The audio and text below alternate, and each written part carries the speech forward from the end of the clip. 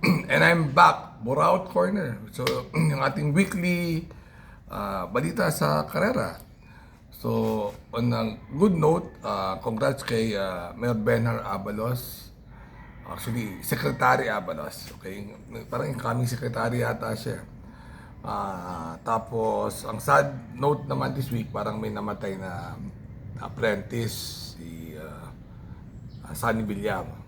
Actually, ano yan nahulog sa ensayo doon sa kabayo na pangalan, magiging pangalan ay Boss X ni paring Kenneth Coson. So, doon niya na-disgrasya.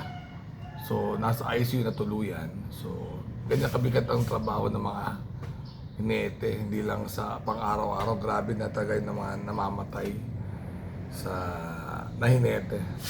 So, anyway, ginalingan ni si Secretary ni Sec Abalos, Tito Benhar, dahil hindi pa nag-clean sweep. Si Solid kung nanalo, talagang triple crown. Lahat ng tatlo na panalo niya. Diba? So, actually guys, mag-comment nga kayo. Kasi nga trivia lang eh. Actually, ang unang trivia ko sana, 25 years ago, ito how ironic 25 years ago, may sakay si Uno na nanalo ng triple crown, na Philly na puti, si Silver Story, na pag-aari ni Patrick Uy. Diba? Kung nanalo si Everest, puting kabayo, na pag-aari ni Patrick Uy. Kung nanalo naman si Isabel, puting kabayo din, nasa kinakyan ni Uno.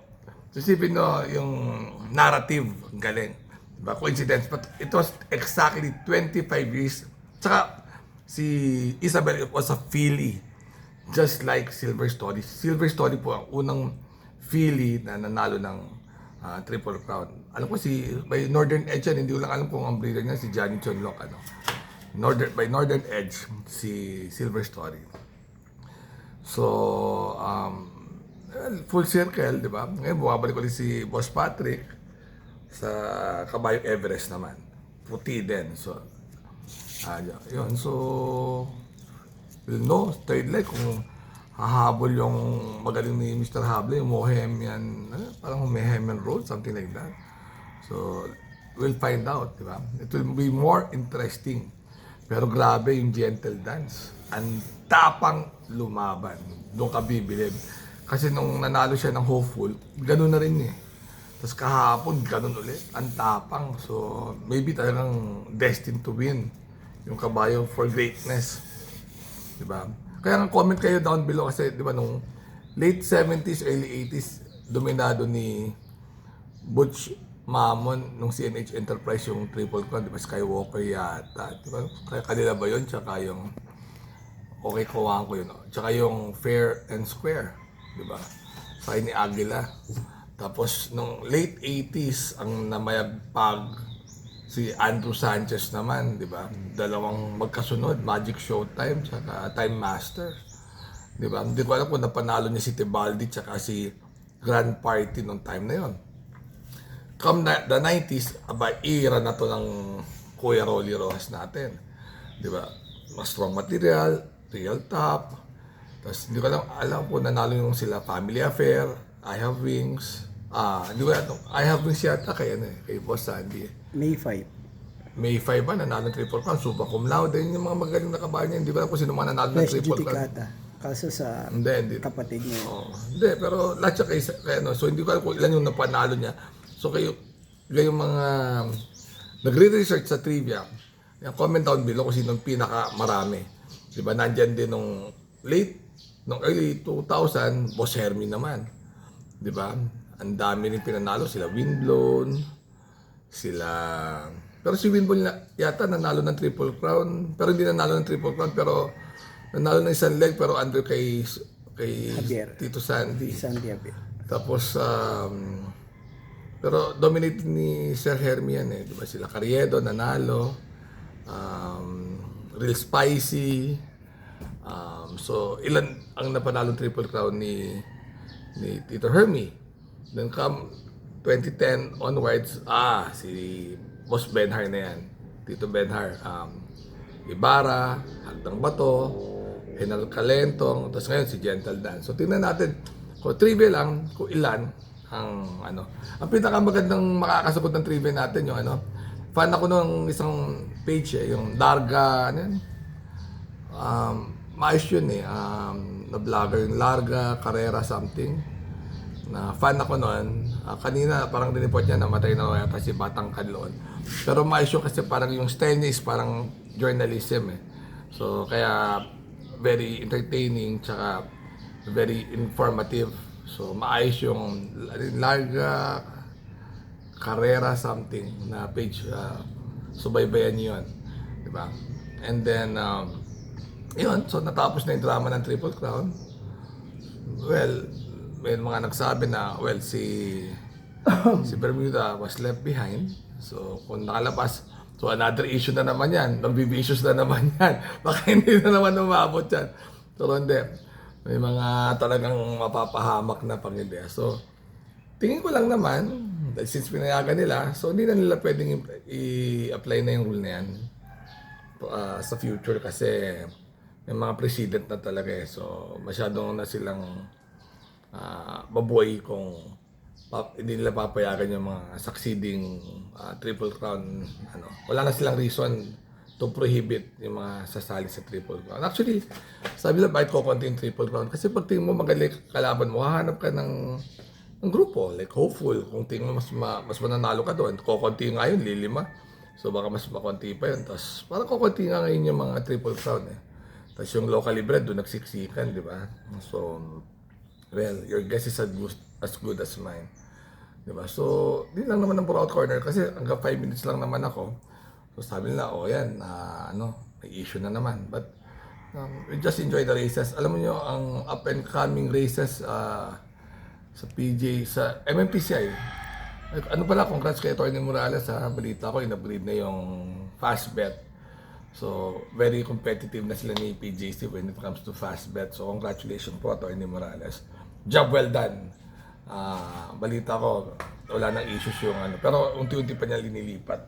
So, yun. So, ang next big event is Araw ng Maynila. Yung Araw ng Maynila, ang chismis ko lang, ang mag-handicaping yata ay si grupo ni Boss Neil Velasco tsaka ni Buboy Jacob. Sila yung parang naatasan dyan na mag-handicap. So, hindi apply yung ratings. So, balita ko rin, miski na nagpababa ka, ilalagay ka raw talaga nung dalawa na sa grupo na yung kung saan ka dapat, di ba? Walang nagpababa or masasayang lang yung pababa nyo sa Araw ng Maynila. Kaya balita ko, naglabasan na sila nung nakaraan kasi nga useless naman magpababa sa Araw ng Maynila. Kaya it will be a very, very magandang karera unlike last year kasi tumulong na si Boss Neil. Alam pa, very fair yan. Baka nga hindi nga magsali ng sariling kabayo sila Boss Neil eh. Dahil in the spirit of fair play, kasi sila yung mag-handicapping. But kasi sila Buboy Jacob, I heard lang naman. So, good news yan sa bayang karerista na we will have great races ulit. Kasi gusto naman ng karerista talaga yung mga mix of dehado and llamado. Hindi naman nila gusto yung mga one-sided eh.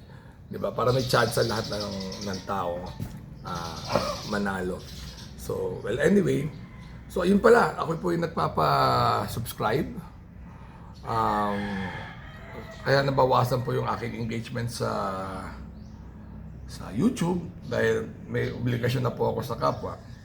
Ang aking page po ay ito po. Yan ang page ko.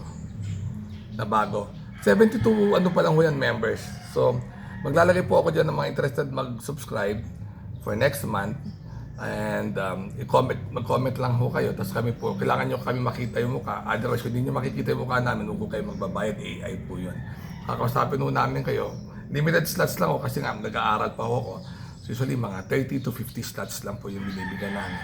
So if you enjoy it, then medyo pricey ho yung aming group channel. So pero hindi ho siya group channel eh. Actually ako po yung bida doon. Kaya hindi jo GC, PC ho, Paolo Crisostomo. Personal channel ko po yan. But ilan lang ho. Parang friends and family lang po. Pero if you're interested you could try. Mag-comment po kayo doon sa magiging thread ho namin. Tapos i-message nyo lang po kami sa sa Dalubhasang Buraot Facebook, or mag-comment kayo dito sa section na to, tapos try namin makontak ko kayo kung paano. Pero mas better na ho sa YouTube, sa Facebook na ho kayo magpunta.